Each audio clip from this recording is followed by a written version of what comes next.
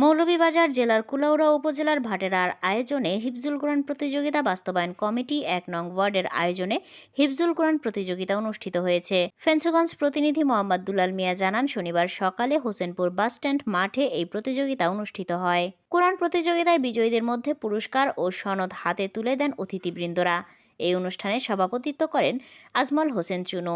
প্রধান অতিথি হিসেবে উপস্থিত ছিলেন ফেঞ্চগঞ্জ মোহাম্মদিয়া কামিল মাদ্রাসার প্রিন্সিপাল মাওলানা ফরিদ উদ্দিন আতাহার। বিশেষ অতিথি হিসেবে উপস্থিত ছিলেন মাওলানা শাহ মোহাম্মদ ফয়জুর রহমান, অধ্যক্ষ বাটেরা মদিনাতুল উলুম সাইফুল তাহমিনা ফাজিল মাদ্রাসা, মাওলানা খায়রুল ইসলাম চৌধুরী, সুপার গিলাসরা ইসহাকিয়া দাখিল মাদ্রাসা, মোহাম্মদ আব্দুল হামিদ খান, সিনিয়র শিক্ষক ভাটেরা উচ্চ বিদ্যালয়, হাফেজ মোহাম্মদ অলিউর রহমান, সভাপতি আঞ্জুমানে আল ইসলাহ ভাটেরা ইউনিয়ন শাখা ও সভাপতি ইয়াকুবিয়া হিফজুল কুরআন বোর্ড কুলাউড়া উপজেলা, শাহ আজিজুল রহমান পারুল, সদস্য গভর্নিং বডি ভাটেরা এসটি ফাজিল মাদ্রাসা, সদস্য সচিব মোহাম্মদ সেলিম আহমেদ, সদস্য ৩ নং ভাটেরা ইউনিয়ন পরিষদের ১ নং ওয়ার্ড ও সদস্য সচিব হিজুল কুরআন প্রতিযোগিতা। এ সময় এলাকার গণ্যমান্য ব্যক্তিবর্গ সহ বিভিন্ন শ্রেণী পেশার মানুষ